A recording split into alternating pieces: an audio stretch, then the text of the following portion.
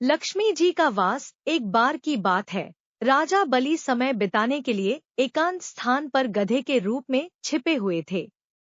देवराज इंद्र उनसे मिलने के लिए उन्हें ढूंढ रहे थे। एक दिन इंद्र ने उन्हें खोज निकाला और उनके छिपने का कारण जानकर उन्हें काल का महत्व बताया। साथ ही उन्हें तत्वज्ञान का बोध कराया। तभी राजा बलि के शरीर से एक दिव्य रूपात्मा स्त्री निकली। उसे देखकर इंद्र ने पूछा, दैत्यराज, यह स्त्री कौन है? देवी, मानुषी अथवा आसुरी शक्ति में से कौन सी शक्ति है? राजा बलि बोले, देवराज, ये देवी तीनों शक्तियों में से कोई नहीं है।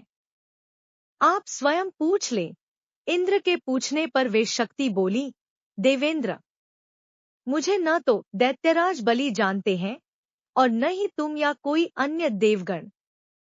पृथ्वी लोक पर लोग मुझे अनेक नामों से पुकारते हैं, जैसे श्री, लक्ष्मी आदि। इंद्र बोले, देवी, आप इतने समय से राजा बलि के पास हैं, लेकिन ऐसा क्या कारण है कि आप इन्हें छोड़कर मेरी ओर आ रही हैं? लक्ष्मी बोली, देवेंद्र, मुझे मेरे स्थान से कोई भी हटा या डिगा नहीं सकता है। मैं सभी के पास काल के अनुसार आती जाती रहती हूँ। जैसा काल का प्रभाव होता है, मैं उतने ही समय तक उसके पास रहती हूँ। अर्थात मैं समयानुसार एक को छोड़कर दूसरे के पास निवास करती हूँ। इंद्र बोले, देवी, आप असुरों के यहाँ निवास क्यों नहीं करती? लक्ष्मी बोली, देवेंद्र, मेरा निवास वहीं होता है जहाँ सत्य हो, धर्म के अनुसार कार्य होते हों, व्रत और दान देने के कार्य होते हों। लेकिन असुर भ्रष्ट हो रहे हैं। ये पहले इंद्रियों को वश में कर सकते थे, सत्यवादी थे, ब्राह्मणों की रक्षा करते थे, पर अब इनके ये गुण नष्ट होते जा रहे हैं। ये तप उपवास नहीं करते, यज्ञ, हवन, दान आदि से इनका कोई संबंध शेष नहीं है। पहले ये रोगी, स्त्रियों, वृद्धों, दुर्बलों की रक्षा करते थे, गुरुजन का आदर करते थे, लोगों को क्षमादान देते थे। लेकिन अब अहंकार, मोह, लोभ, क्रोध, आलस्य, अविवेक, काम आदि ने इनके शरीर में जगह बना ली है। ये लोग पशु तो पाल लेते हैं, लेकिन उन्हें चारा नहीं खिलाते, उनका पूरा दूध निकाल लेते हैं और पशुओं के बच्चे भूख से चीत्कारते हुए मर जाते हैं।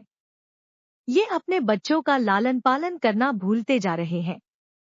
इनमें आपसी भाईचारा समाप्त हो गया है। लूट खसोट, हत्या, व्यभिचार, कलह, स्त्रियों की पतिव्रता नष्ट करना ही इनका धर्म हो गया है। सूर्योदय के बाद तक सोने के कारण स्नानाध्यान से ये विमुख होते जा रहे हैं।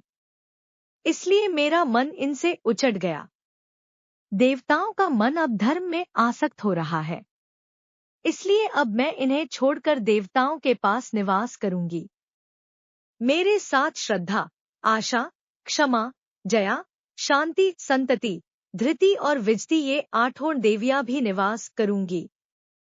मेरे साथ श्रद्धा, आशा, क्षमा, जया, शांति, संतति, धृति और विजति ये आठों देवियां भी निवास करेंगी। देवेंद्र, अब आपको ज्ञात हो गया होगा कि मैंने इन्हें क्यों छोड़ा है। साथ ही आपको इनके अवगुणों का भी ज्ञान हो गया होगा। तब इंद्र ने लक्ष्मी को प्रणाम किया और उन्हें आदर सहित स्वर्ग ले गए।